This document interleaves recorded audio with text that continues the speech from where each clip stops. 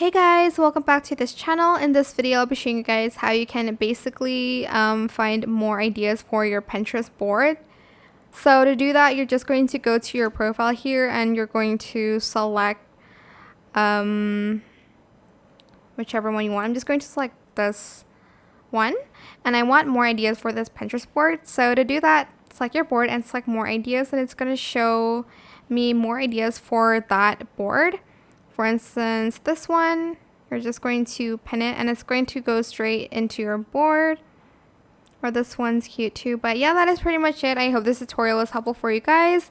Don't forget to like, comment, share, and also subscribe to this channel if you haven't done that already. If you have any more questions about this video, just leave it in the comment section down below. I will try my best to answer them all for you guys. And if you found this video helpful, please click the thanks button as well. That is it for this video. Thank you so much for watching. Bye!